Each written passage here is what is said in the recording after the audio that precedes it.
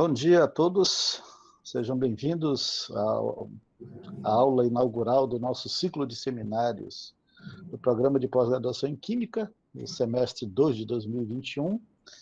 E nós estamos também com esse ciclo aqui, essa aula inaugural do nosso ciclo de seminários, que é a nossa palestra inaugural, também oficialmente dando início às atividades do Programa de Pós-Graduação em Química nesse semestre, que começou nessa segunda, mas agora é a nossa, vamos dizer, atividade inaugural oficial. E eu estou muito alegre porque nós estamos aqui com um super pesquisador, palestrante, daqui a pouco o professor Héctor vai falar um pouco sobre ele. E eu quero dar boas-vindas a todos, aos alunos, aos professores, aos visitantes que estão aqui conosco nessa manhã. Eu quero lembrar aos nossos alunos que o Ciclo Seminários é uma atividade que tem se colocado como algo referencial aqui no nosso programa. O horário é sempre o mesmo, todas as quartas, das 10 ao meio-dia, e vocês têm com as novas normas que está prestigiando o nosso seminário aqui. Eu quero, então, dar início a esse ciclo. O professor Héctor esteja muito à vontade, o professor Héctor é o nosso responsável, o tutor, o coordenador responsável pelo seminário, tem feito um trabalho excelente. Semestre passado trouxe excelentes palestrantes, já começou a todo vapor esse semestre. Professor Héctor, esteja à vontade. Bom dia a todos. Obrigado, professor Kelson.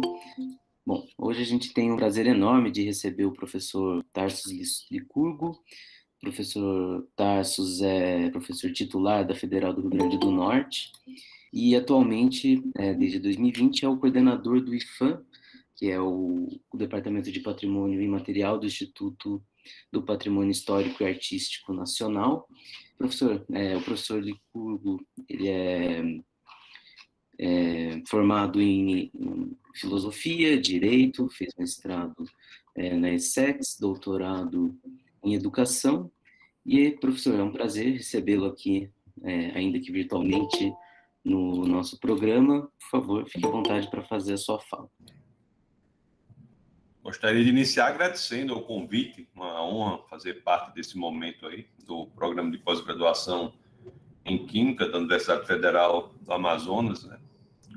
Prazer em conhecê-lo, e o Kelson, que eu já conheço, uma alegria muito grande de revê-lo aqui, como você disse, ainda que virtualmente, né? Mas já acho que a situação dessa virose aí já está sendo, não diria voltando ao que era antes, mas já está sendo estabilizada, né? Temos que aprender a viver com essa realidade aí, e eu acho que logo teremos a oportunidade de nos encontrarmos pessoalmente.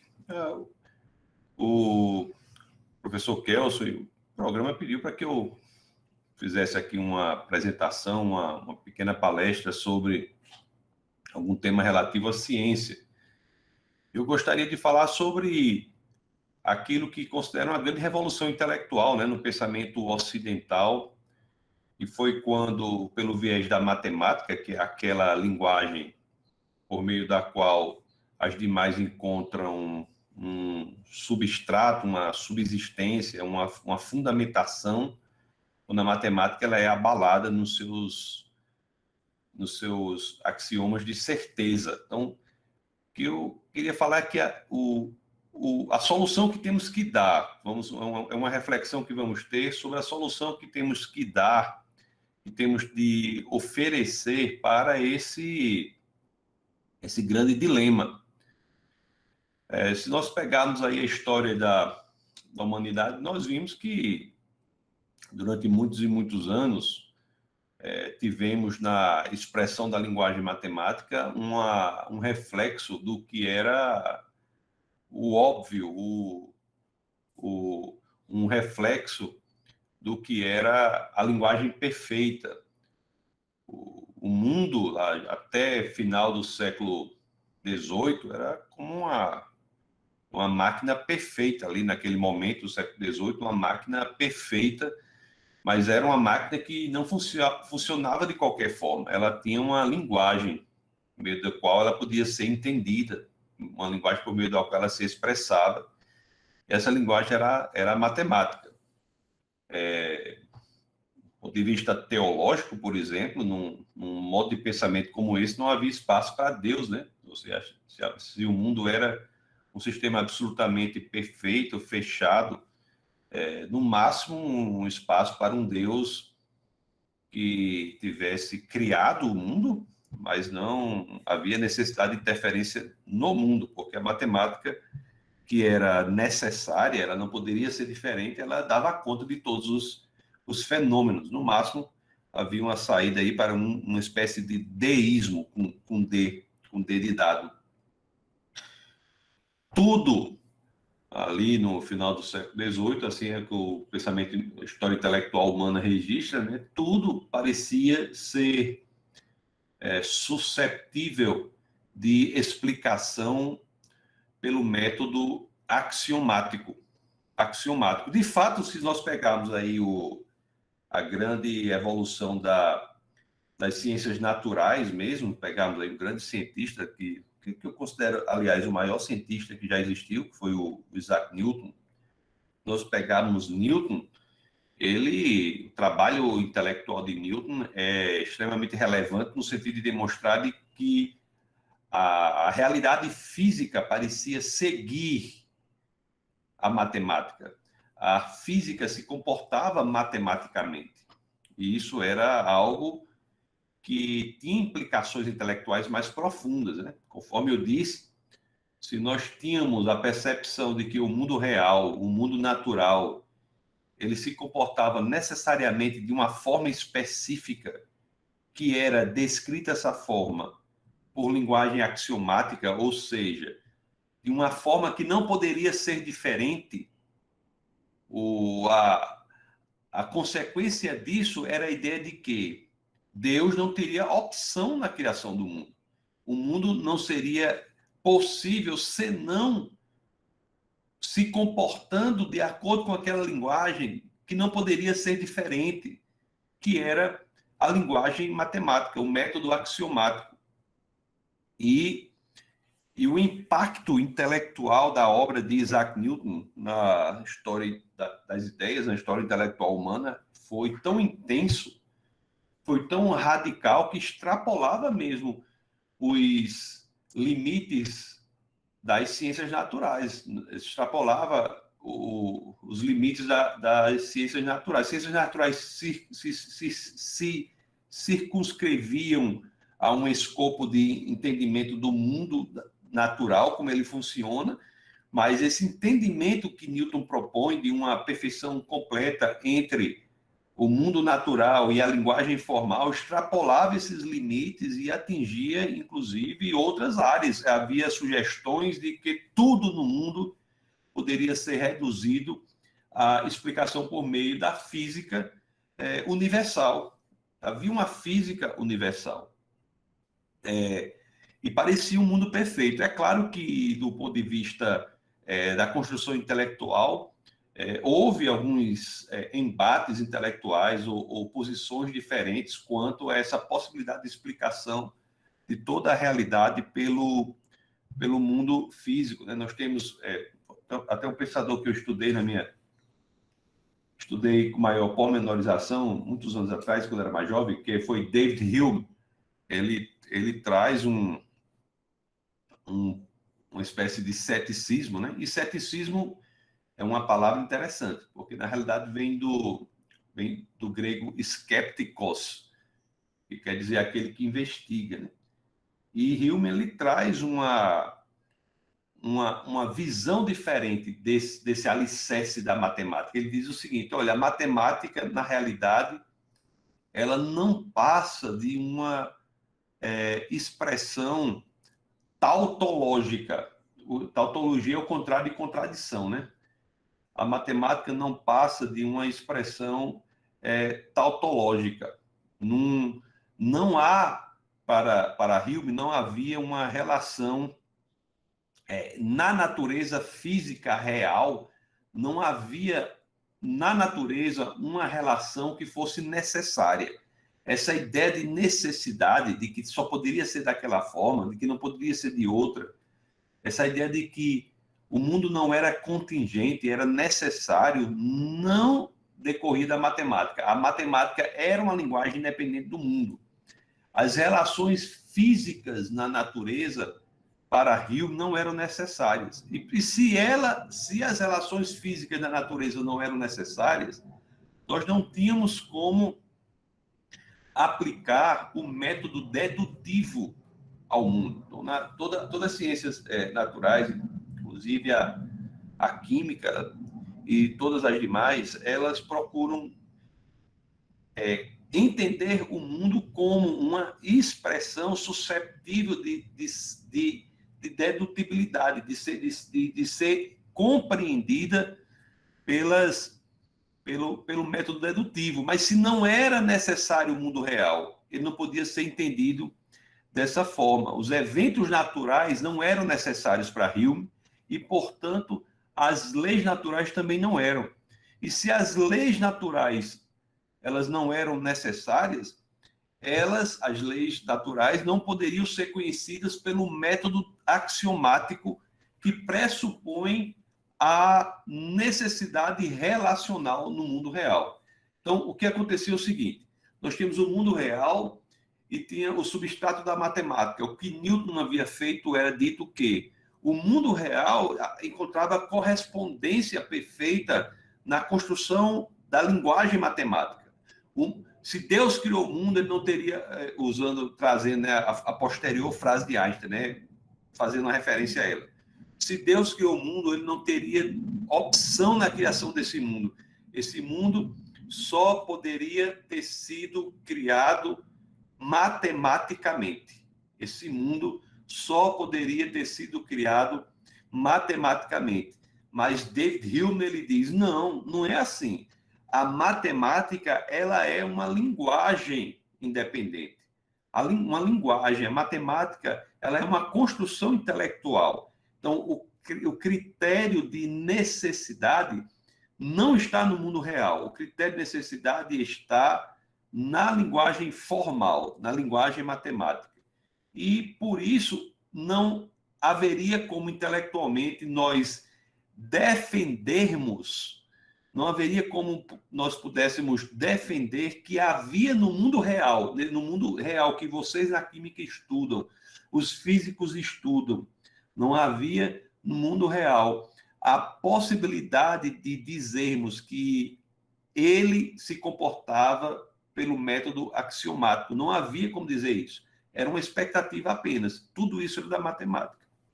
Há, entre essa oposição, uma necessidade de correlacionar esses dois pensamentos, né? Como correlacionar David Hume com Isaac Newton? Como correlacionar? O filósofo Kant, Immanuel Kant, ele enfrentou esse problema e honestamente, ele disse assim, olha, espera aí, quer queiramos ou não, um fato da realidade é que a matemática nos faz compreender o mundo. Mas eu tenho aqui Hume que me diz que as relações físicas não são necessárias. Então, se o mundo físico não se comporta logicamente,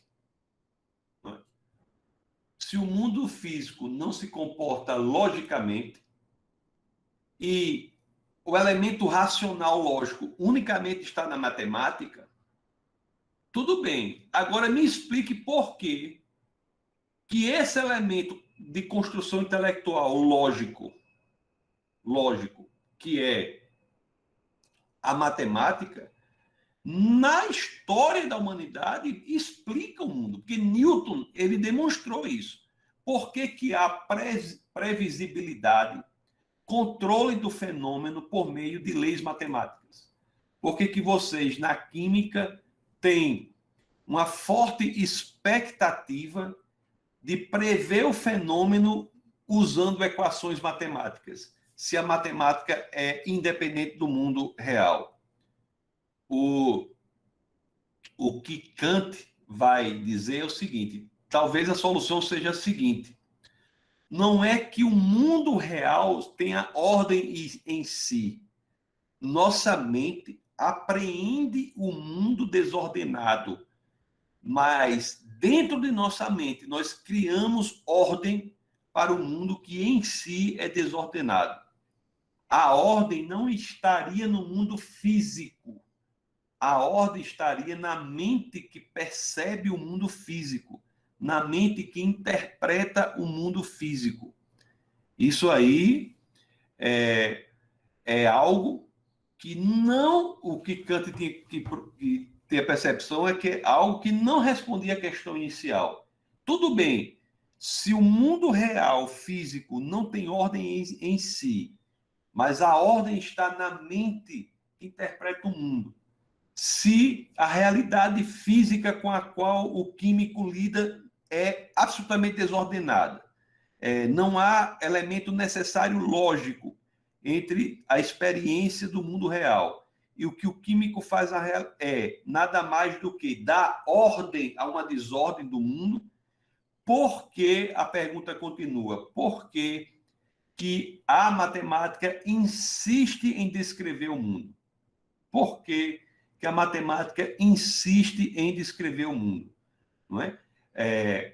E o problema é que descrevia um mundo por uma maneira que a humanidade havia aprendido que era necessária, que era caracterizada por questões lógicas, expressões lógicas, como por exemplo, a distância mais curta entre dois pontos é uma reta. Isso daí eram axiomas que as pessoas não criticavam por serem autoevidentes. E esta autoevidência explicava o mundo.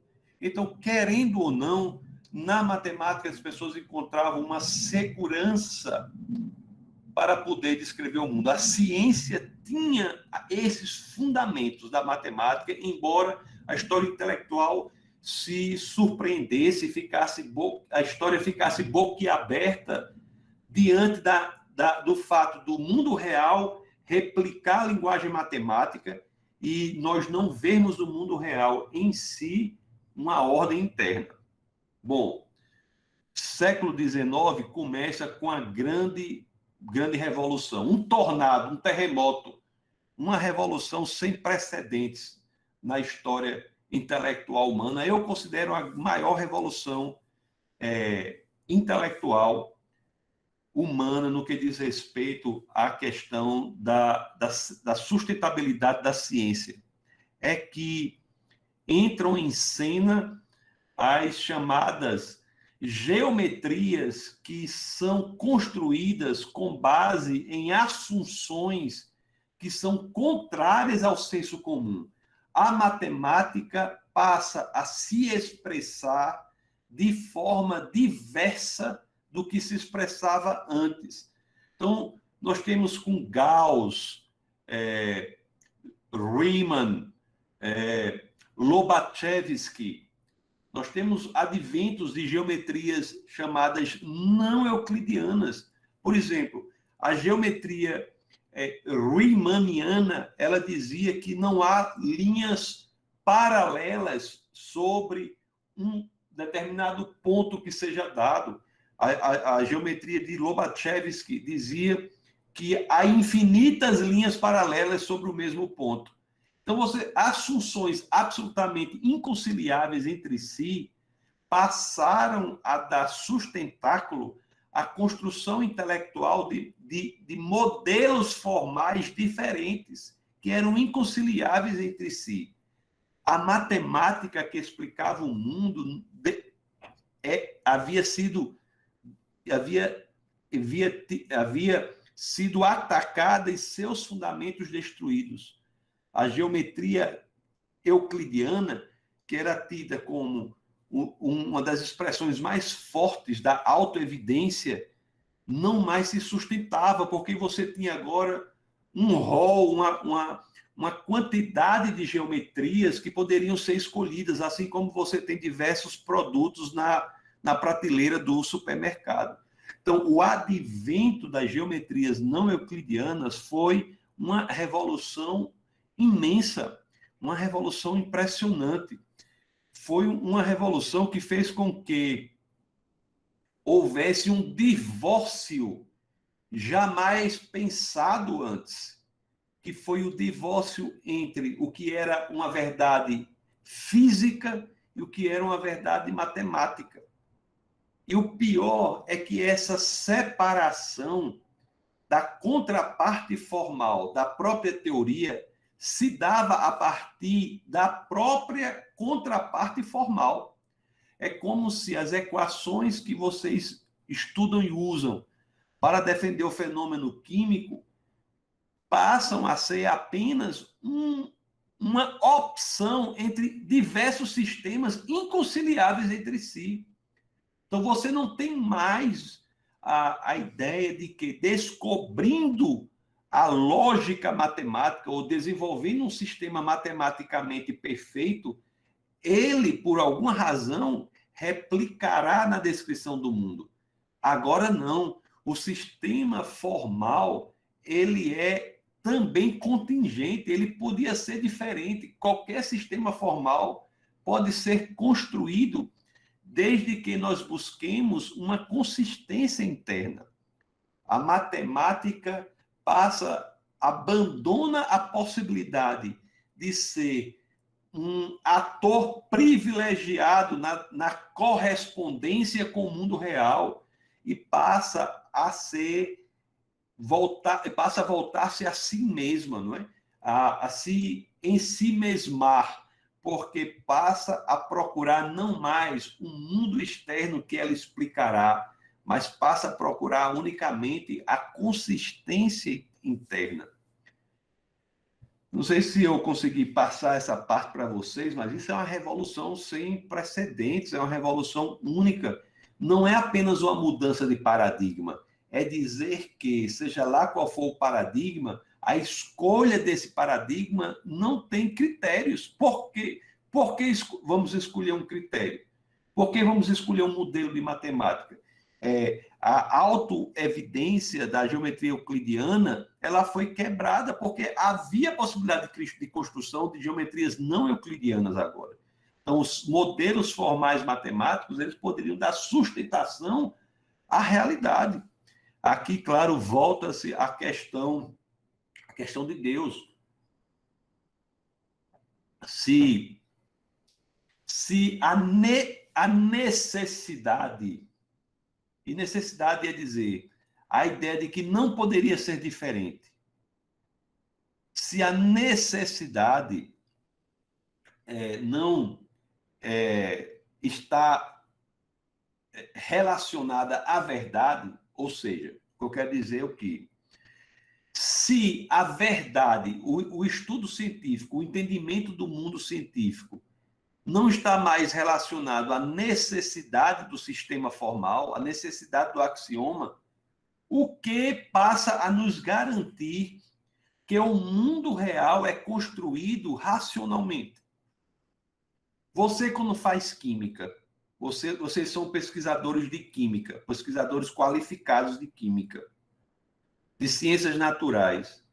Você já se perguntou o que lhe dá a sensação, ou a certeza, ou a convicção de que, pela racionalidade, você pode compreender o mundo? O que lhe dá essa expectativa? O que faz com que a ciência se desenvolva? É a ideia de que o mundo pode ser entendido pela inteligência, mas a inteligibilidade do mundo, graças às geometrias não euclidianas, ficou órfã novamente. A inteligibilidade do mundo tinha uma mãe, e a mãe era o quê? Era a matemática enquanto dedução axiomática, quanto geometria que não poderia ser diferente. Essa mãe não mais existe. Não mais existe. Nós ficamos numa situação de que foi mostrado que é necessária a busca à paternidade de Deus fora da expressão da ciência para fora da expressão da ciência para que pudéssemos dar sentido à própria ciência. Em outras palavras, só faz sentido buscar inteligibilidade na realidade se houver uma mente inteligente por trás, já que a opção mais bem-sucedida sem essa hipótese da mente inteligente, que era a matemática autoevidente, que era fundamento para todo o arcabouço científico, teve de ser abandonada graças ao advento de novos sistemas de geometria que eram inconciliáveis com o euclidiano e igualmente consistentes. Nós tínhamos vários sistemas consistentes em si, porém inconciliáveis com o euclidiano, e, portanto, a geometria não era mais uma boa candidata a explicar o mundo real. O século XX é um século, nesse quesito aí, um século interessante, não é?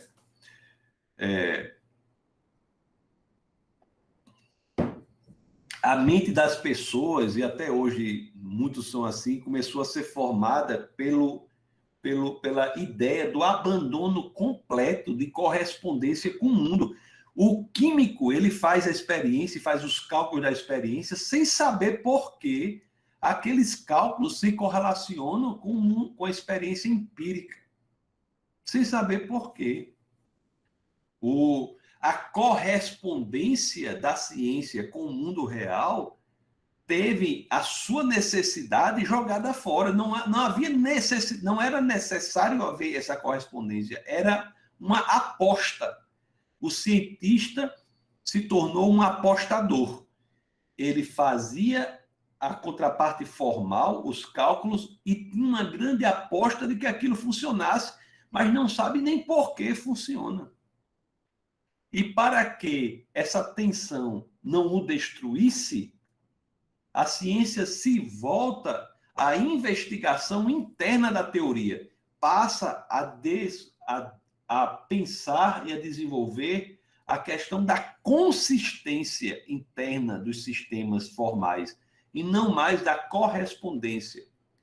Aí existe um movimento, né, na ciência, na matemática, são movimentos de buscar fundamentos para os sistemas, fundamentos internos para os sistemas. Tudo tinha que ser axiomatizado, embora os axiomas não tinham que corresponder à realidade, mas tinham de ser fundamentos formais sobre os quais todo o sistema era construído. Repito, os fundamentos da matemática não mais eram a geometria, não mais seriam as geometrias com base, mas seria a geometria euclidiana. Passou a ser elementos separados da realidade. Aí se desenvolveu a teoria dos conjuntos. Várias escolas surgiram. Você tem no século XX, você tem Bertrand Russell, que desenvolve elementos de logicismo. O logicismo cresce muito, o intuicionismo, o formalismo, intuitos de estudar a consistência do sistema e não a correspondência com a realidade, né? Teoria dos conjuntos que eu falei com Cantor e mais posteriormente com Zermelo, teoria dos conjuntos. Então, estávamos no século XX e isso contamina os cientistas até hoje, é a ideia de que pensamentos são sistemas independentes. O cientista, ele não está preocupado em usar sistemas inconciliáveis. Por exemplo, na física, nenhum cientista vai se consultar com um psicólogo porque ele fez um cálculo relativístico, de acordo com a relatividade de Einstein, e para ver se o cálculo não é muito fora, ele fez o mesmo cálculo agora usando a mecânica clássica de partículas de Newton. Ele usou Newton e Einstein, que são dois sistemas inconciliáveis entre si, sem nenhum problema de consciência. Por que isso? Como é que nós fazemos isso? Como é que nós podemos usar dois sistemas inconciliáveis entre si sem termos nenhum problema de consciência? Porque no íntimo, parece que abandonamos a possibilidade da ciência de escrever o mundo real. E isso, esse pensamento que decorre das geometrias não euclidianas, ele é tão feroz que ele ataca diversas áreas. Na sociologia, no direito, na política. Alguns autores passam a falar de sociedades não euclidianas. Esse termo ele ganha contornos que vão ser utilizados nas ciências naturais, ciências humanas, ciências sociais, a ideia de que a realidade é praticamente relativística, é quase um contrassenso. Mas aquela primeira pergunta ainda persistia. Se intelectualmente nós estamos indo para um caminho de abandono total dos fundamentos inabaláveis da construção científica, se não há fundamento, tudo que fazemos de nossas teorias são construções independentes, que podem ser uma, ou poderia ser outra, ou outra são independentes. Mas a pergunta simples e poderosa martelava o recheio do crânio dos cientistas. Se a verdade não é mais uma categoria matemática, por que ela insiste em funcionar tão bem na descrição do mundo físico, do mundo real? Por quê? Se a matemática não é mais algo que se preocupa com a categoria da verdade, se abandonamos a categoria da verdade na matemática, ela é uma construção intelectual independente. Por que ela explica tão bem o mundo real? Por quê? Porque ela descreve o mundo. Porque você, que é cientista, que está me ouvindo, porque que você, talvez, sem ter pensado sobre a necessidade dos sistemas formais para a descrição da realidade química, porque que este sistema formal explica tão bem a realidade química? Por quê? A realidade real, natural. Por quê? Aí é que tem um pensador chamado Lakatos. Ele, no Brasil, alguém chama Lakatos, ou alguma coisa assim, mas Lakatos. Pensador que morreu no 1974, relativamente perto, né? Há 46 anos, em 1974. Ele diz o seguinte: ele passa a dizer que a matemática é uma ciência empírica. Passa a dizer o que é em si um absurdo. Como você pode dizer que a matemática é uma ciência empírica, né? Logo veio o que eu considero uma resposta até mesmo constrangedora, né? E foi no caso de Carl Hampel, ele diz assim, Hampel diz assim: se a matemática é uma ciência empírica, qual é a experiência empírica que pode falsificar a hipótese de que 5 mais 6 somam 11? 5 mais 6 igual a 11. Qual é a experiência empírica que pode falsificar esta hipótese? Nenhuma. Então, é nesta dificuldade, neste problema que os cientistas têm de se colocar. Como justificar tudo isso? Né? Se, por um lado, é possível nós criarmos sistemas diversos, totalmente diferentes, o que é uma prova de que a matemática não é uma expressão necessária, quer dizer, não é uma expressão que não poderia ser diferente. Por outro lado, como explicar o casamento dessas expressões independentes com a realidade. Aqui é que temos um abandono da contraparte formal da expressão da ciência natural, neste abandono, pelo desenvolvimento da própria matemática, é que temos a ideia de busca da inteligibilidade do mundo fora da própria ciência. Deus é novamente trazido à equação. A matemática, ela pelo próprio desenvolvimento decorrente das geometrias não euclidianas, e se eu quisesse falar mais tempo, eu já estou perto de encerrar, eu poderia falar também das lógicas não heterodoxas, que fazem no campo da lógica o que a matemática, o que a geometria não euclidiana faz no campo da geometria, né? As lógicas não heterodoxas também são sistemas lógicos que podem ser construídos e são sistemas inconciliáveis entre si, e as lógicas não as lógicas heterodoxas, elas que são não ortodoxas, né, são as lógicas que atacam um dos princípios básicos, autoevidentes da construção lógica, né? Como, por exemplo, A igual a A, ou o princípio da não contradição. Tem até um grande cientista brasileiro, Newton Carneiro Afonso da Costa. Eu, quando muito jovem, tive até com ele lá na época, ele era professor da USP, e agora está aposentado, né? Newton da Costa.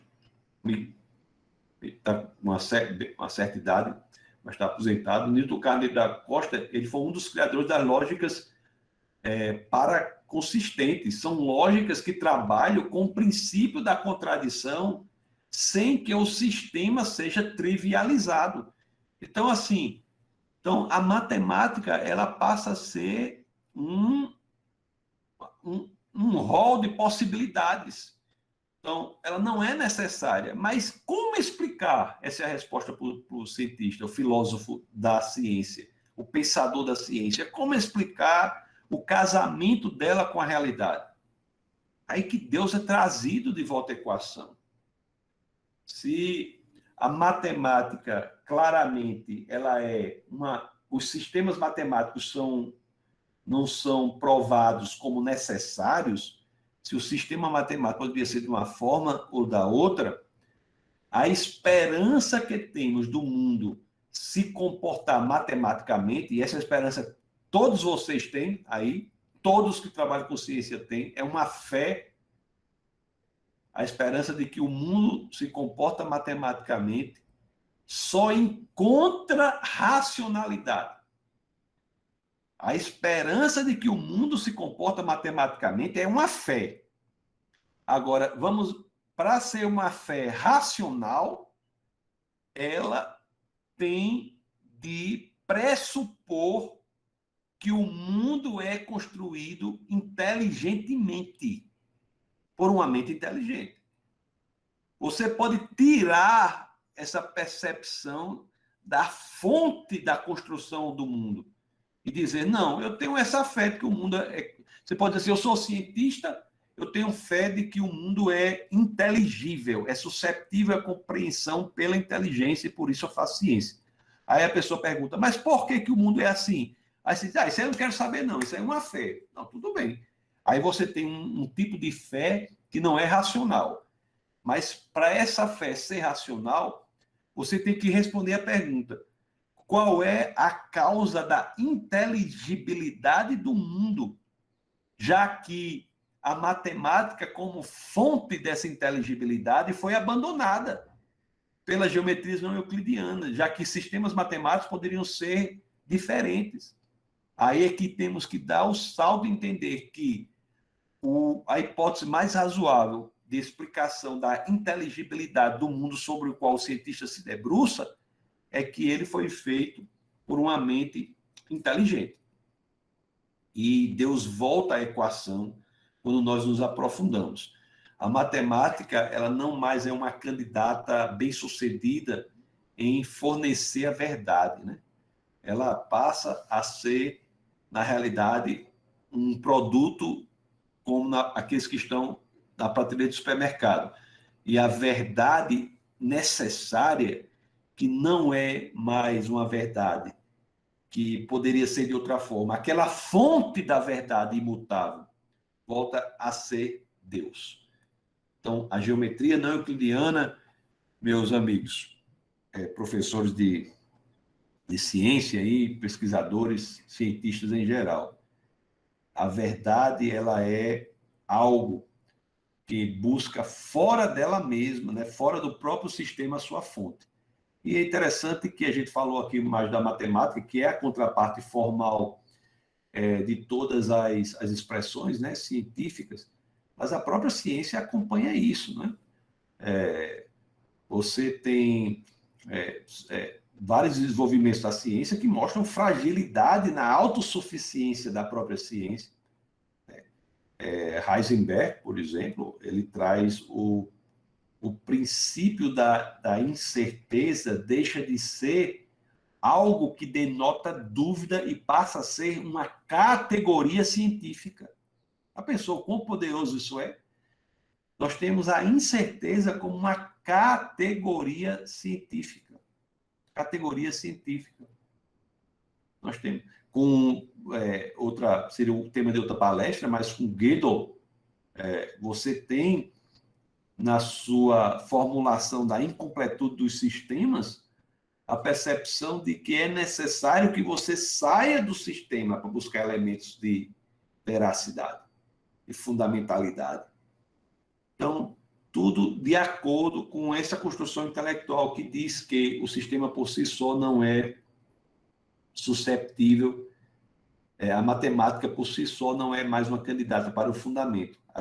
Esse candidato tem que ser fora da matemática e a hipótese de Deus volta à equação.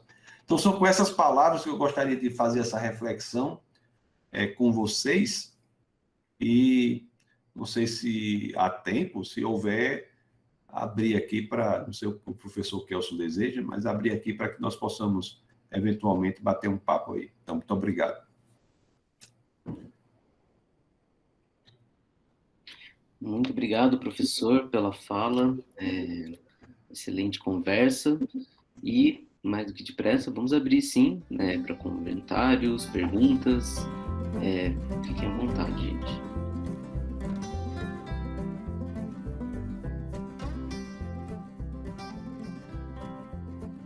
Bom dia. Tudo bem? Eu sou Alex, professor do Departamento de Matemática. Muito obrigado por suas colocações. Em relação a essa questão desse hiato que parece existir entre a matemática, a explicação matemática, e porque ela se encaixa de certa forma no mundo, né? Às vezes é também descrito como essa não muito razoável fato que a matemática descreve, se encaixa tão bem, de certa forma, as coisas que a gente observa. Bom, é o seguinte também, que obviamente a matemática se casa, na verdade, só com as nossas explicações do mundo, né? Até do ponto de vista de Immanuel Kant, né? Nós só conseguimos enxergar aquilo no mundo que a gente antes pensou no mundo, de certa forma, certo? Então, a matemática, na verdade, não se casa necessariamente com o próprio mundo que está lá, mas com nossas explicações do mundo. A ciência é só uma maneira de... são nossas explicações do mundo, então é com ela, que também é um produto do nosso cérebro humano, né, como a matemática, então não é razoável que isso se case, né? É razoável que a própria matemática é um produto do nosso pensamento, se case com a nossa ciência, que também é um produto do nosso pensamento, certo? Então, eu acho que não... isso é uma razoável explicação, porque a matemática, aparentemente, descreve tão bem o mundo. Descreve, de fato, as nossas explicações do mundo. Isso seria o que eu diria em relação a esse questionamento que o senhor colocou, né? obrigado, professor. De fato, essa é a posição de Kant mesmo. A matemática não explica o que está no mundo, mas ela explica a ordem que damos em nossa mente que interpreta o mundo. A ordem está na nossa mente, não no mundo. Mas o problema que nós temos para isso aí, que eu vejo, né, coloca a sua consideração, é que, quer queiramos ou não, essa ordem que está em nossa mente, ela nos faz agir e nos comportar de uma determinada maneira, como se entendêssemos que há ordem no mundo. Por exemplo, o cientista, quando ele dá uma ordem na sua própria mente, ele sai da sua própria mente para fazer previsões do futuro. A ciência, o elemento da previsibilidade demonstra que existe uma aposta muito grande de que aquela interpretação interna mental tem correspondência no mundo real. Então, não é apenas não é como um artista que pinta um quadro para interpretar o mundo. E o quadro é apenas a interpretação do mundo. Porque, embora haja, sim, a interpretação do mundo no fazer científico, a ciência vai além e faz uma previsão sobre o mundo real.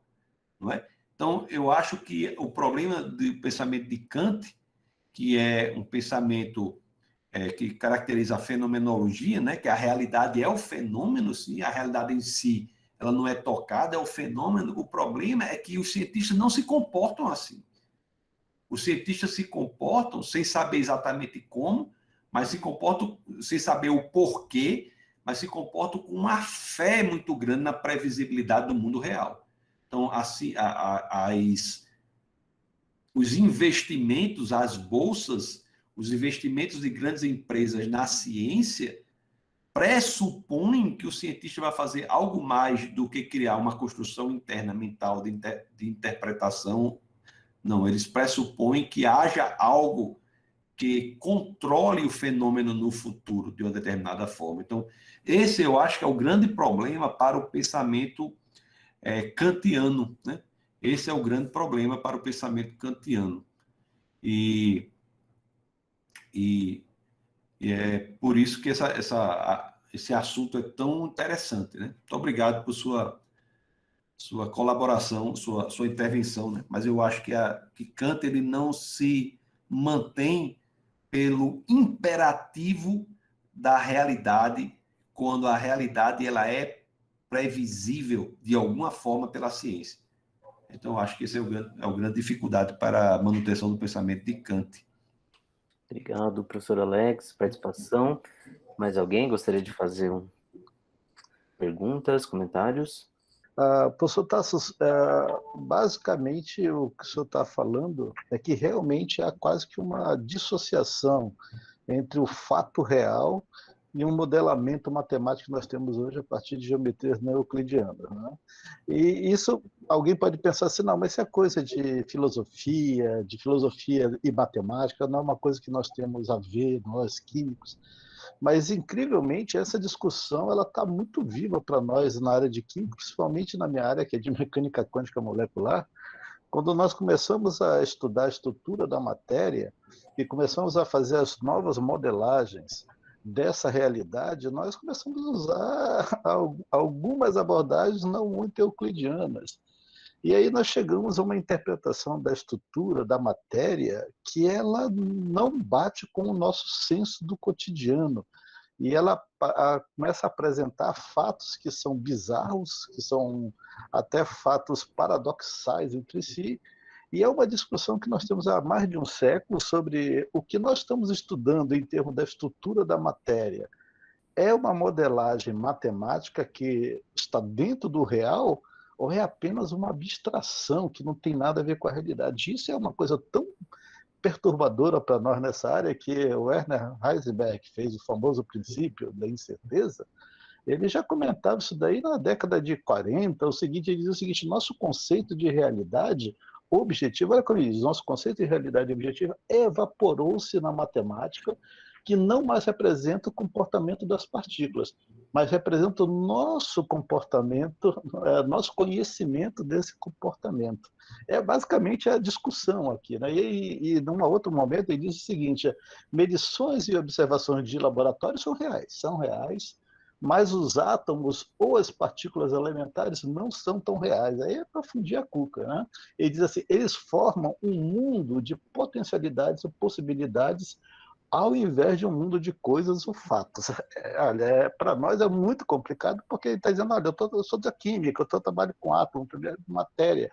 Mas quando a gente vai diminuindo mais e mais as dimensões, você chega na estrutura interna da matéria, chega uma hora que a matemática ela vai nos dizer coisas que não batem com o que nós entendemos absolutamente da realidade física que nós estamos experimentando. Aí, quer dizer, nós chegamos a um sistema em que eu estou medindo, eu tenho uma equação que descreve essa medida, mas essa equação ela não consegue explicar a realidade. Então, como ele diz assim, a realidade objetiva evaporou-se na matemática. E isso é o Werner Heisenberg. Se era um cara que podia entender da realidade objetiva, era ele, mas ele vai e chega nisso daí. Pois é, professor. Eu concordo, né? E de fato, nós formos para a questão da mecânica quântica, da física quântica, é um campo em que isso fica bastante claro mesmo.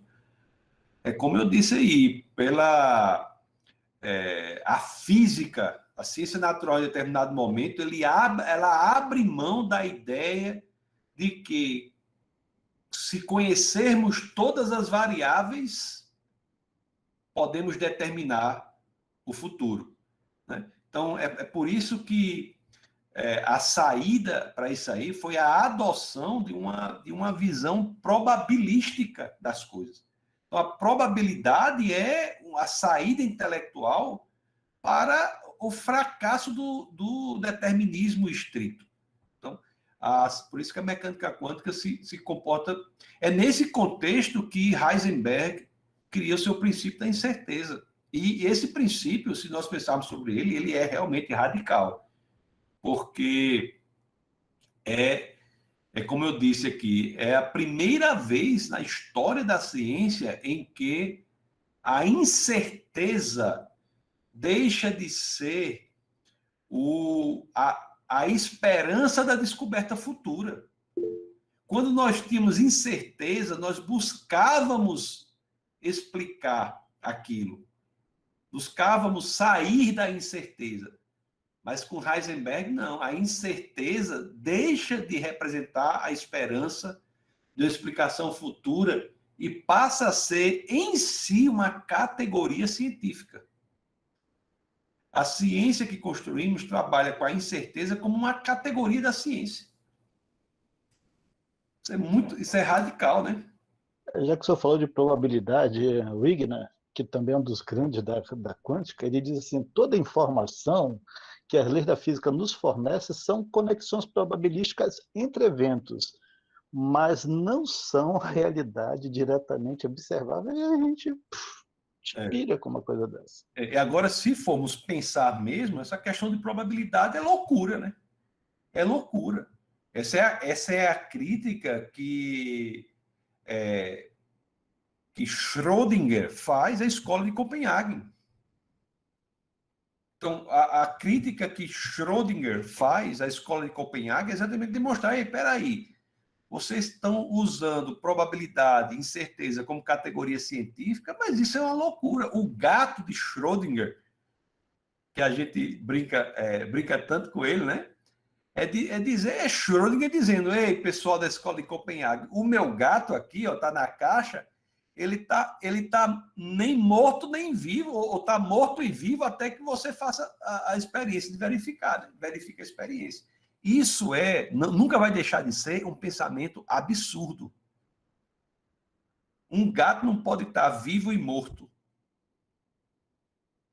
Isso é um pensamento absurdo, né? Se você analisar pela lógica que utilizamos, pela forma como pensamos, ou de uma hora para outra nós estamos dizendo agora que algo pode ser e não ser ao mesmo tempo, né? Então, quando nós trazemos isso para a categoria científica, nós abrimos mão de algo precioso que temos, que é a lógica a razoabilidade da conversa. Então, Schrödinger, ele expõe a escola de Copenhague na sua hipótese que é conhecido como gato de Schrödinger, né? Mas é muito curioso isso aí mesmo. Obrigado, professor. Olá. Pode falar, Clidivan. Professor, eu queria só comentar aqui em relação ao que você falou sobre Kant, né? Que é a questão ali da gente ter, por exemplo, o imperativo categórico, e que é onde temos a razão prática, né? Que ele vai mais para a parte da consciência. E daí, se a gente traçar uma linha reta no sentido oposto, a gente chega até o imperativo, até a razão pura, né? Que é onde nós temos o intelecto que se bifurca em duas setas, onde a gente tem o espaço e o tempo. Então, o conhecimento ele vem nesse sentido por duas setas, né? No espaço e no tempo. O que eu quero colocar com isso? Eu quero falar a questão de quando o conhecimento ele chega por via do intelecto ou por via da razão pura, ele passa, né, por essa razão pura até chegar na razão prática, que seria a parte mais do ponto de vista de Kant. Então, para ele chegar no imperativo categórico. E como você falou da geometria não euclidiana, e o professor Kelso também falou em relação ali ao mundo da mecânica quântica, né? A gente vai pegar a matemática e vai trabalhar ela, depois a gente chega em certos pontos onde nós não entendemos bem aquela realidade. O que acontece? Nesse ponto, o imperativo categórico ele já levou para um crer, né? Você acredita que aquilo ali é verdade porque já passou pelo intelecto, do ponto de vista do pensamento de Kant.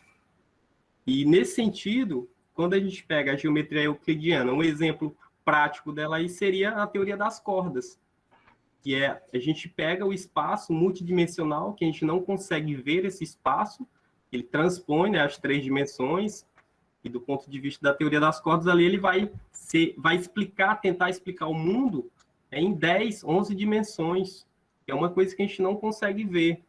E o próprio Riemann, ele, através ali do tensor métrico dentro da matemática, ele consegue, né, encontrar uma forma de explicar esse espaço e depois, né, por exemplo, a gente tem Einstein que faz uma aplicação direta dessa geometria não euclidiana.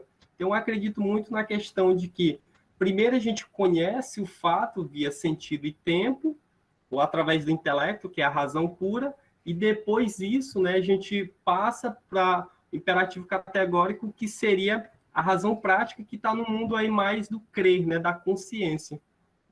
Eu acredito que, por isso que muitos, né, de nós, cientistas, passamos direto do ponto de vista, né, da razão pura para a razão prática, em apenas aplicar as equações e acreditar que ela vai, de certa forma, explicar totalmente o mundo.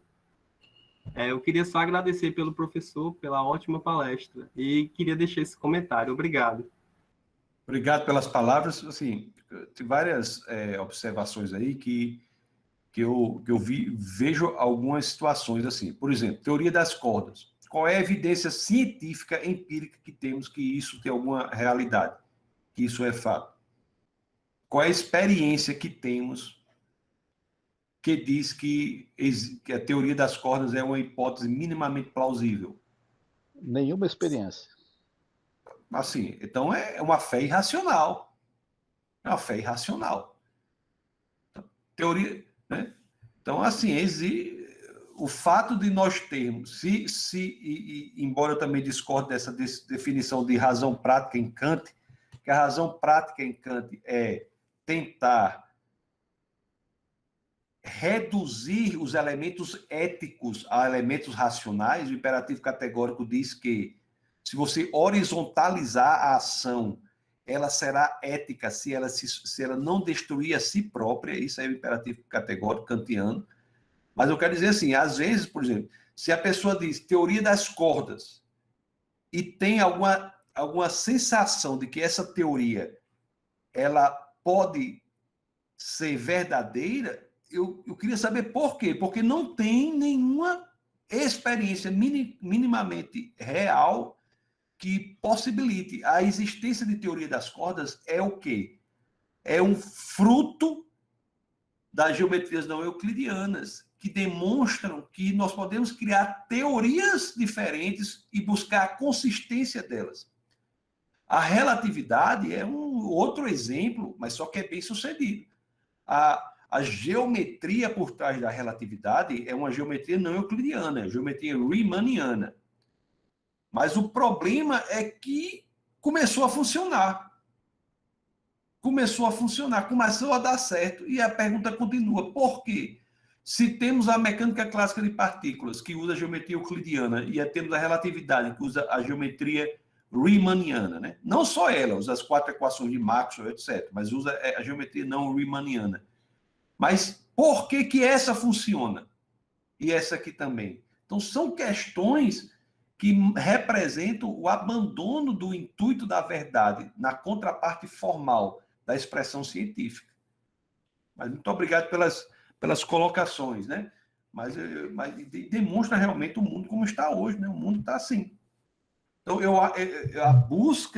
a busca não da verdade em si não é mais a matemática, não tem como ser, tem que buscar fora dela. Tem que buscar fora dela. Agora, é interessante o cientista pensar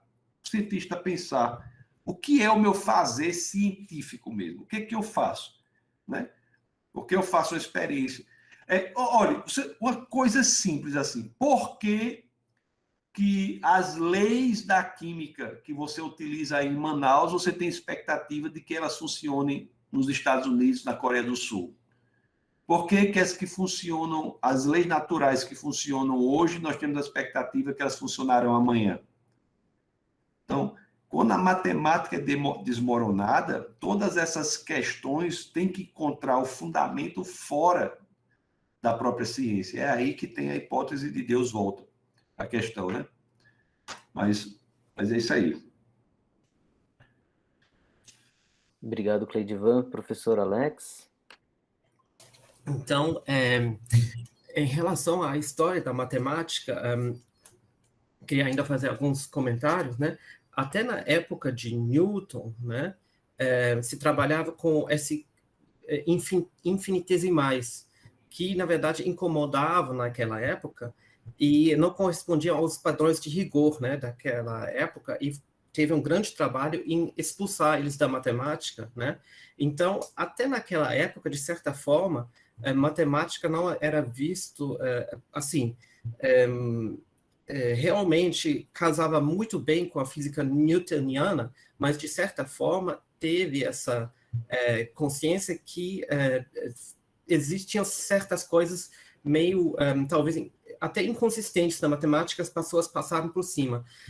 Nesse século, de fato, como o professor Tassos comentou, existem essas correntes até de lógicas paraconsistentes, né? Lógicas, por exemplo, onde você tenta trabalhar com matemática mesmo tendo uma inconsistência, né? Quando você, por exemplo, evita até o princípio da explosão, quando você... Na matemática, geralmente, se você tem uma inconsistência, depois você acaba podendo provar tudo, né? E a matemática acaba. E, então, existe essas questões, existem lógicas ou maneiras de trabalhar até com matemáticas que têm alguma inconsistência e ainda funcionam, né? Então, tem todo um movimento nesse século, no século XX, foi em todas as direções, e o método axiomático, né, que corresponde um pouco à ideia da verdade, como sistema consistente, coerente em si, em vez de corresponder à realidade, né, essa outra visão da realidade, né, e isso surgiu no século no século XIX, né, essa ideia de fundamentar, de axiomatizar a matemática. Mas me parece um pouco, em relação à física quântica, é minha opinião pessoal, né, que alguns paradoxos são um pouco sobre avaliados, né? Como dizer, sobre dado valor demais a eles. Por exemplo, a ideia da incerteza, assim, o princípio da incerteza de Heisenberg, será que é a mesma incerteza, né? É a mesma palavra que a gente usa, mas corresponde realmente a introduzir incerteza como categoria na ciência? Será que a gente não usa a mesma palavra? Se a gente, Wittgenstein obviamente fez um grande, foi muito longe nisso, né? Mas ele chamou a atenção para justamente o uso da nossa linguagem, e a gente tem que tomar muito cuidado, na minha visão, com alguns aparentes paradoxos na física quântica, que, ao serem colocados, nos parecem como sendo, talvez, insuperáveis, ou parecem estranhos, mas, na verdade, são coisas que estão, talvez, até só na nossa linguagem, só nas nossas palavras que a gente usa, e se a gente faz realmente uma análise mais profunda da própria palavra que a gente usa, a gente percebe que esses paradoxos dessa forma não existem. É minha opinião pessoal que a gente tem que ter um pouco cuidado com os aparentes grandes paradoxos, digamos, da mecânica quântica. Obrigado. Estou de acordo, professor. Temos que ter bastante cuidado mesmo com o uso dessas palavras, né? Mas o interessante é que eu não vejo assim antes como eu disse, eu não conheço na história intelectual humana uma assunção tão explícita da incerteza como uma categoria. Eu acho que houve o uso a solução probabilística da probabilidade como a maneira de enfrentar a dificuldade de determinismo. Nós não mais podemos determinar a realidade, então vamos agora abrir para a probabilidade. Eu acho isso aí muito relevante, assim, mas eu concordo, pode ser que haja uma evolução desse conceito aí, o determinismo possa ganhar, mas se o determinismo ele avançar sobre o elemento probabilístico no mundo quântico, isso também não demonstra muita coisa, né? Demonstra que aquele modelo está tendo uma previsibilidade maior da realidade, mas ainda não fala da necessidade do modelo. Mas eu concordo com suas palavras, muito importantes. Sim, só falando uma coisa também, é interessante, o professor falou da questão do número infinitesimal, né? Era uma loucura ali, até o número negativo também, né? O número negativo, 0 menos 3, dá menos 3. Né? Esse menos 3 era uma coisa que na matemática não tem sentido. O número negativo não tem sentido. E talvez a necessidade prática tenha feito com que a matemática aceitasse isso. Por exemplo, um número que representasse a dívida, o débito. Né? Mas, pelo conceito de número como expressão de quantidade, o número negativo também foi os números irracionais, também estão nessa mesma categoria. Isso aí. Eu estou gostando muito dessa discussão. O professor Alexander está trazendo uns questionamentos que eu acho muito legal, professor. Muito obrigado. Aí, o professor Tasso também está sendo legal ver esse diálogo. Mas eu quero voltar aqui na minha área, a questão da incerteza. Ela não é uma categoria no sentido, vamos dizer, categoria científica, mas ela dá origem a uma categoria que passa a ser o mundo probabilístico. Então, de certa forma, ela acaba sendo também, sim, uma categoria nesse sentido. Né? E nós temos dificuldade, sim, na minha área, nós não... Aí já é a minha opinião, professor Alex, nós temos alguns paradoxos reais que nós não sabemos responder, mas nós assumimos a realidade factível como algo que podemos trabalhar mesmo com esses paradoxos. Nós abrimos mão de entender esses paradoxos em base de uma teoria que funciona, que é a teoria quântica, mas não sabemos por que exatamente ela funciona. A quântica ela foi criada em 7 pressupostos. Já começa ali aqui um dos pressupostos que a energia é quantizada, mas tudo que a gente entende de física é que a energia não pode ser quantizada, mas ela é. Ela é e acabou. Você tem que aceitar, são os 7. Um deles não tem correspondência nem na física normal, que é o spin. Nós não temos nenhum correspondente clássico do spin, né? Completamente diferente. Os outros 6 até a gente pode encontrar algum correspondente do ponto de vista da clássica, mas do ponto de vista da matemática, não há uma correspondência. Você começa do zero, uma nova visão da realidade, e essa visão da realidade ela não corresponde à visão que nós temos em termos de lógica formal. Mas funciona. E a partir do momento que ela funciona, a gente fecha os olhos para os muitos paradoxos, para as muitas incoerências, para as diversas bizarrices que têm sido provadas, né? Isso que é mais incrível. E nós vamos adiante, né? Assim, na minha área, há uma leve esperança que um dia nós tenhamos uma outra física um pouco maior que consiga explicar uma série de pontos que não fazem sentido do ponto de vista da física e da matemática. Por exemplo, quando a gente olha para um átomo, para uma partícula, nós não sabemos descrever essa partícula. Nós temos uma função matemática, é uma função de onda, que ela descreve. Essa função ela é real e ela é imaginária também. Ela tem um componente complexo que a gente evita falar da componente complexa porque fica complicado fazer uma explicação real, mas ela está lá. E aí o que passa a ser o átomo? O átomo ou uma partícula, ele é algo que é representado por uma função matemática. Como é que a gente pode representar essa função matemática do ponto de vista visual? Nós não temos. Nós conseguimos fazer modelos em que geramos uma onda tridimensional, quase esferoidal, e ali nós dizemos, olha, aqui tem uma camada, aqui tem uma subcamada, aqui nós temos uma mudança de fase, e nós interagimos essas equações com outras equações, e isso nos dá uma descrição razoável da realidade, mas temos essa descrição porque nós assumimos aqueles 6, 7, vamos dizer, pontos de fé. Inicialmente dizemos que aquilo funciona, e é por isso que Heisenberg diz assim, a nossa descrição da realidade objetiva ela evaporou-se na matemática. Nós temos uma descrição matemática, mas essa descrição matemática ela não nos dá uma visão real da realidade, ela nos dá um conhecimento que nós assumimos ser real.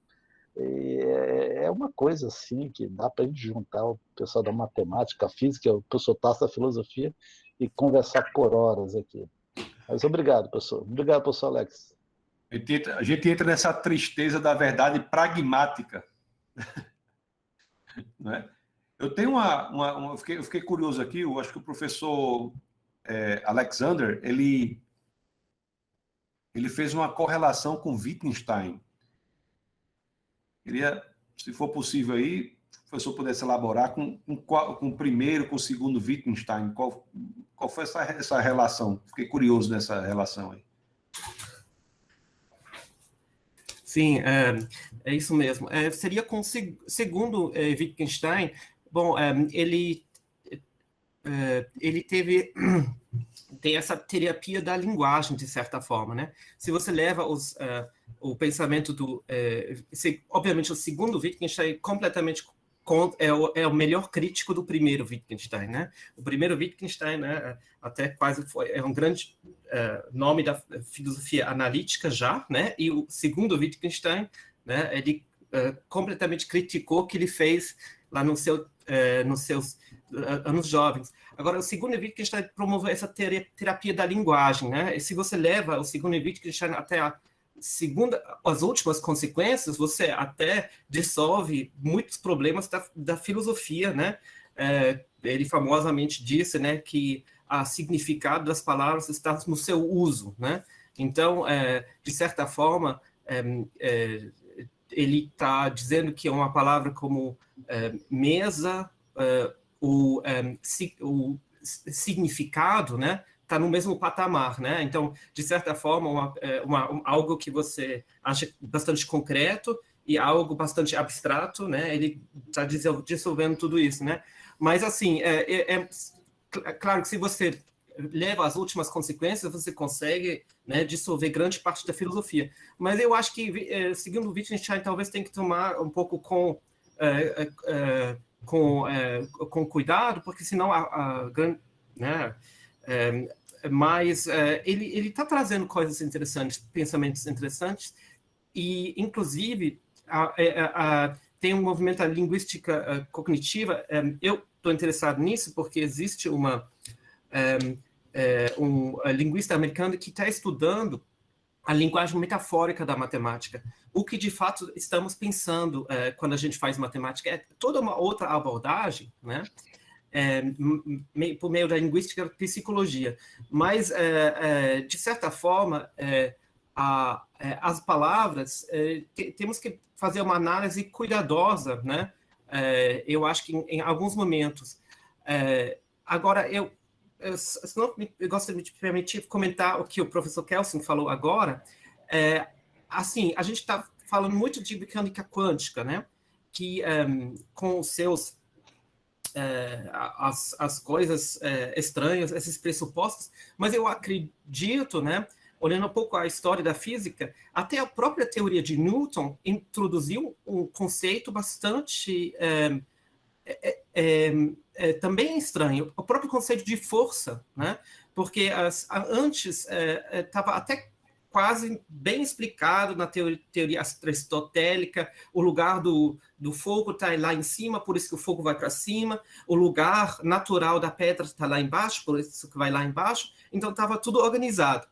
Aí, obviamente, chegou Newton e disse, existe uma força, né? Certo? Existe a gravidade, certo? Então, de certa forma, eu imagino, talvez, pessoas tendo a mesma discussão no início quando chegou a física newtoniana, que talvez a gente tenha agora com a física moderna, né? É um fato que toda a ciência sempre trabalha com pressupostos, né? Eu acho que essa questão sobre a verdade objetiva, tem muita discussão no século XX sobre a própria existência de uma verdade objetiva. Acho que tem até teorias na filosofia que dizem que a gente está dando valor demais ao conceito da verdade. Acho que tem teorias deflacionárias da verdade, dizendo, olha, verdade, a gente está... quando a gente está falando, a gente não está dizendo né, é assim, é verdade que é assim. A gente está dando muito valor a esse conceito de verdade. Eu não entendo isso muito bem, certo? Eu não conheço isso superficialmente. Mas, assim, até o próprio passo para a mecânica newtoniana, né, que a gente integrou como uma naturalidade, de certa forma, o conceito de força já é um pouco estranho. Mas é assim que a ciência funciona, certo? Bom, a ciência é algo bastante complexo. Se você olha a história da ciência, é algo bastante... se você olha os detalhes, a história, né, não é tão linear, tão perfeito como a gente tem a impressão, às vezes, quando a gente aprende, certo? Pois é, e o problema é exatamente esse, que a ciência natural é assim, né? A força, onde é que estão os gravitons para transmitir a força, depois Einstein vem e diz que não é uma força, é a deformação do espaço, tal. Agora, a esperança era que uma descrição matemática, a contraparte formal, era a esperança de que chegaríamos a um acordo, haveria uma construção intelectual da ciência natural até chegar ao estado perfeito, quando houvesse uma correspondência formal perfeita. Agora, a questão é que, com o advento de geometrias não euclidianas e lógicas heterodoxas, essa esperança é destruída, porque o norte não existe mais. Daí que se tem que buscar o norte em outro lugar, né? Isso que por isso que eu considero o advento de geometrias não euclidianas a grande revolução intelectual da história da humanidade. Legal. Mais alguém? Mais algum comentário? Bom dia. Pode falar, Rosângela. Eu quero dizer que é extraordinária as palavras dos professores e de todos os participantes. Muito me deixou feliz. Essa parte da ciência, de realmente procurar algo a mais. Eu amo a ciência, senão não seria cientista. Eu amo ensinar a ciência, mas eu diria que eu também tenho essa parte do crer. E eu vi que, com exceção do professor que apresentou, eu não escuto a gente cientista, parece que a gente tem medo de falar que realmente poderia ter Deus no meio da ciência. Por que não? Se, como o próprio professor disse, que muito na ciência é fé ou crer em algo que foi tentado se explicar o que nós vemos do mundo. Mas também eu digo que a ciência, como foi uma fala de um professor meu, e é assim que eu passo a ciência, ela não é estática, ela é dinâmica. E nós, seres humanos, a nossa mente é limitada. Então, se surgir alguém que possa realmente alcançar isso que a gente não está alcançando hoje, ou algum equipamento que possa mostrar o que a gente não vê hoje, eu digo que ainda há esperança da gente chegar a essa conclusão, ou realmente chegar à conclusão que existe uma inteligência superior que a gente hoje chama de Deus. E eu fico muito contente e muito feliz porque eu creio em Deus. Eu sou uma cientista, mas creio em Deus.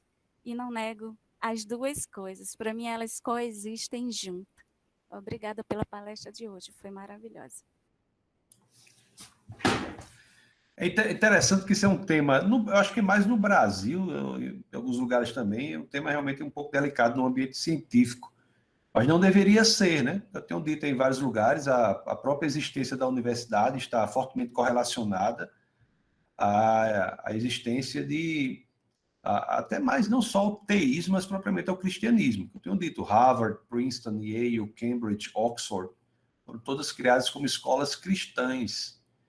E a existência da ciência, ela pressupõe, o desenvolvimento da ciência pressupõe o pano de fundo filosófico de um mundo inteligível. Não faz sentido você fazer ciência se você não tiver a pressuposição de que o mundo é suscetível de ser apreendido de alguma forma pela inteligência. E a inteligibilidade do mundo é um indicativo relevante de uma mente inteligente por trás, né?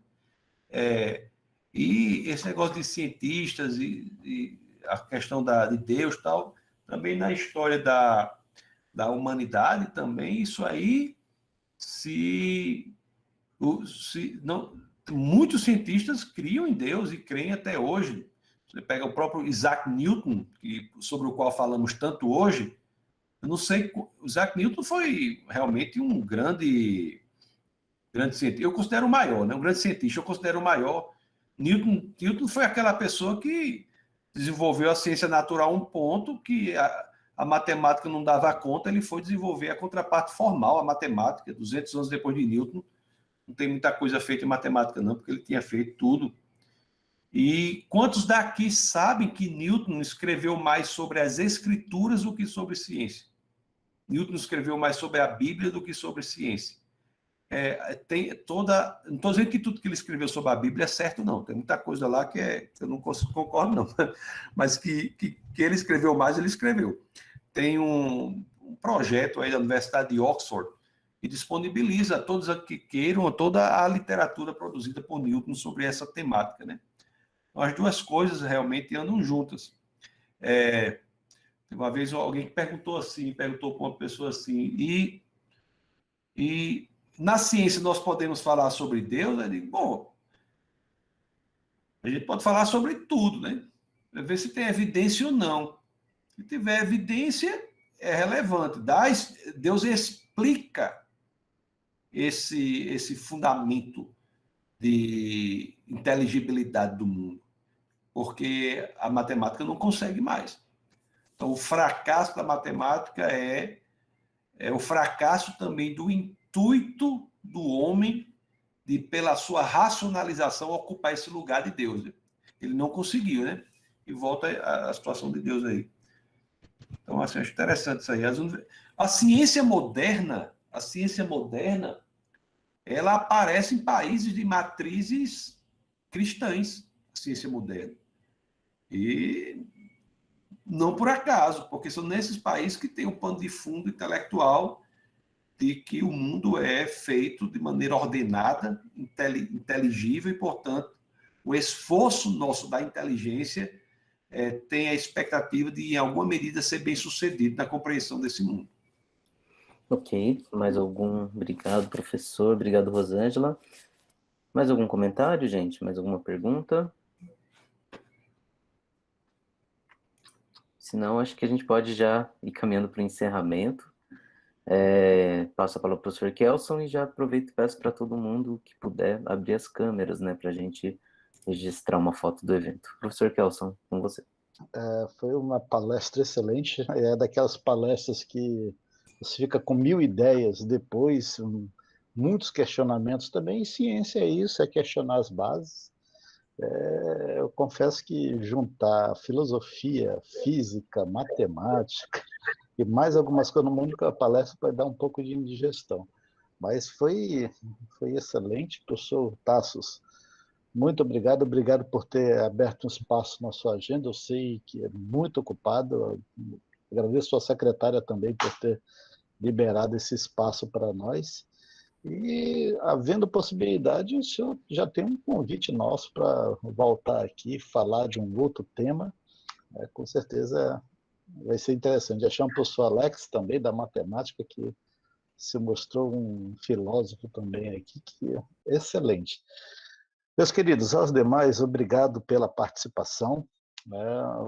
Obrigado por esse início. Nós tivemos um número muito expressivo aqui na nossa aula inaugural desse semestre. E eu queria pedir para que todos abram os seus microfones e, como já tem sido praxe aqui com o professor Héctor, ele sempre tem feito isso, eu vou deixar para ele fazer o que ele sempre faz quando termina aí e pede para o pessoal abrir o microfone. Professor Héctor, é com o senhor.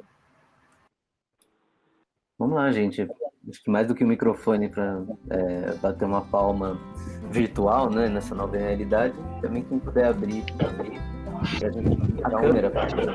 Abra os microfones.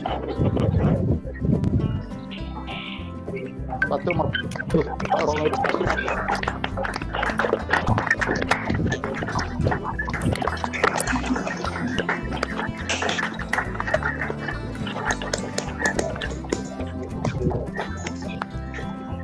Queridos, muito obrigado pela participação de todos. Professor Héctor, obrigado por esse seminário, por ter trazido convidar o professor Tassos. Professor Tassos,